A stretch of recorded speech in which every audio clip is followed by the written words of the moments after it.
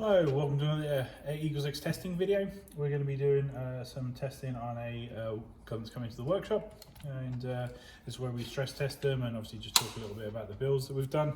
So it's a TM M4 CQBR that's coming here, and essentially the scope of work was that I think the customer had attempted to do some work and couldn't quite get it all back together again, so kind of sent in the gun as is. So obviously from our point of view, it's there's going to be obviously the inspection, tear down, and then obviously rebuilding up. As we rebuild it up, we're obviously inspecting and just rebuilding our way to make sure that it's all built up correctly. Also, we're assessing both the customer's comments on work sent in, paperwork sent in, and also just the gun that we can see in front of us, if you know what I mean. So the customer's mentioned some things being missing, possibly from the disassembly, possibly just from course of owning the gun, but things like springs, screws. So obviously we've gone over and made sure to replace any parts that are physically missing. So obviously the benefit of taking apart a brand new gun that's not second hand, this generally applies to all airsoft teching. When airsoft techs talk about practicing and stuff like that, we don't generally recommend practicing on second-hand guns. If you're going to learn, take apart a brand new one and see if you can get it back together brand new again. So because that's the only true original picture of a gun that you'll ever be able to see, because obviously second-hand, you don't know the history on it, you don't know what bits have been changed, whereas obviously when a brand new gun comes in, and you take apart that, then you know that that's exactly how the original manufacturer is intended, and it's easier to then return it to original manufacturer spec if you know what the original manufacturer spec is. So obviously we're always assessing and seeing what we can get back on and replace. So I generally approach this one more towards, obviously we're always trying to get gains for the customers, but it's generally more about getting it back together again, getting back that original sort of feel and solidness, to it. Because it's rather than sort of because like I say, it was just, we generally get the gist from speaking, reading the information from customers, and it sounds like sort of work was tried and you just kind of like want it back together again and going and being good, and if we can get any gains then brilliant, so obviously we would have got gains because we've obviously rebuilt it entirely from the ground up, so that's potentially made it faster, quicker, less battery usage, all that kind of stuff, so that's all good.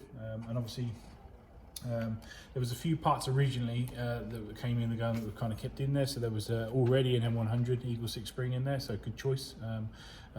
Prometheus hard piston was already in there, Prometheus spring guide, EagleSix recoil shock upgrade spring, Prometheus piston head, and Prometheus cylinder head.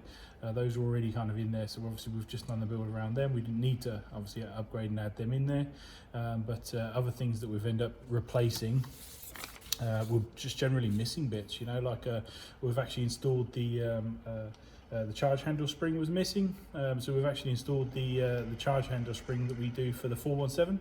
That actually fit perfectly fine here, so we might have to update our product listing because it fits 416 as well, so which is fantastic for us. One product to fit them all, so it's that was good. And then the pinion gear was quite muddled, so I don't know if that was originally customer setting motor height wrong or just generally for wear. Maybe could be 10 years old, you don't know. So obviously we've replaced that pinion with the Prometheus pinion, so it's got a brand new pinion on that motor now. We recommended though that to go for a gate basic. There was some damage to the wiring, which you could have got away with, but on testing, if you know what I mean, we found it was quite prolific in terms of lockups.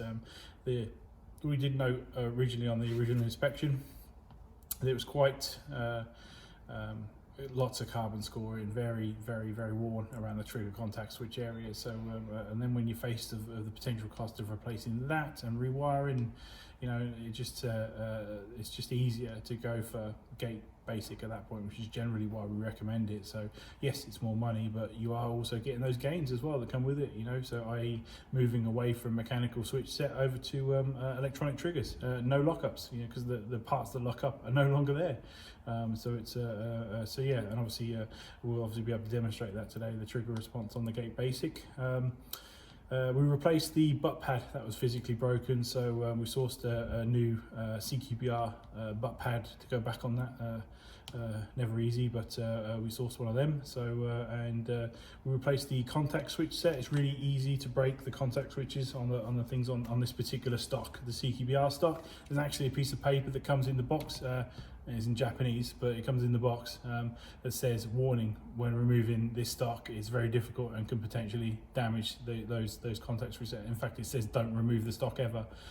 So obviously there's that difficulty. So there is actually a special adapter you can buy to slot in here to open this up so that you can easily remove it on and off without actually damaging it. But what we say is generally, if you're going to be removing the CQB-R stock, pull it all the way out on the adjuster. And then when you think you've pulled it all the way out, go further. And then when you reach further, just keep going a bit more. And at that point, it should be enough for you to take it off without damaging it. So yeah, it can be quite tough getting that stock off. So yeah, we've obviously replaced the contacts on there, if you know what I mean. So they're all nice new ones. And we've gone over the gun and just tried our best to make sure that we do it as solid as possible. Sometimes there can be quite a lot of play in these Knights Armaments type style rails, whichever gun it is really, to be honest, but it sometimes can develop on these recoils quite prolifically just because how much they shake. So we think and we like to hope that we've got rid of pretty much everything that's going on here. I mean, you literally can't even move that left and right, so it's very good. I mean, there's always going to be like a tiny, I guess, you know, so just for the inherent, you know, movement that you get on metal, I guess, but we've managed to get rid of what we consider play. Yeah, so it's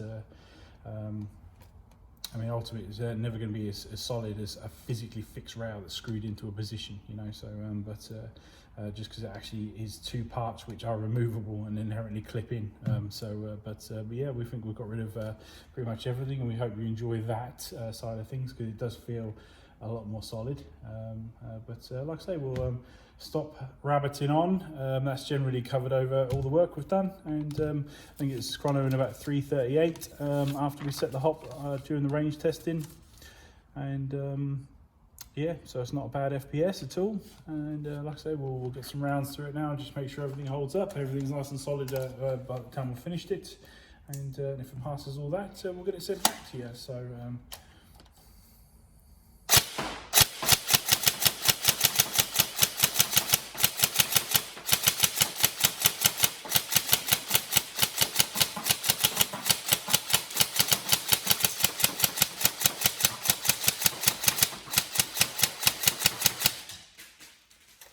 as you can see, the trigger response is very snappy and no chance of locking that up.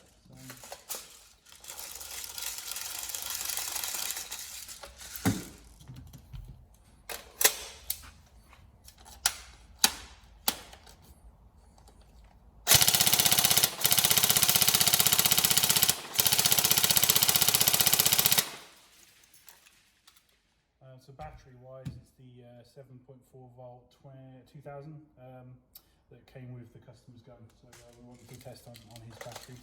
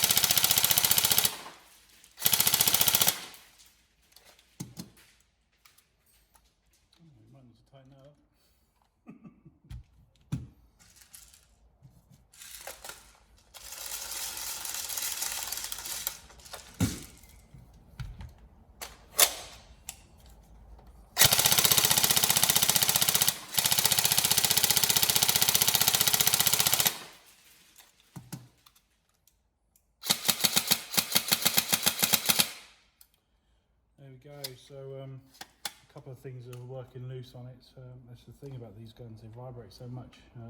Everything else is pretty solid, so no twisting that, no playing that. One thing working is loose is this pin here. The problem is technically it's meant to be held in by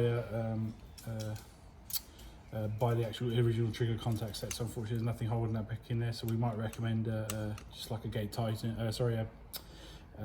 Laylax version, so that doesn't work loose, but otherwise an option is we can put some Loctite on there to see if that'll hold that in, and we'll get a bit more Loctite on this and see if we can tighten this up and so it stays on there. So a bit of a weird one though, this sling point, but try and get that tight for you. Cool. So we'll do these and I'll contact you about that pin, and hopefully this is all acceptable for you and we can get this back to you as soon as possible.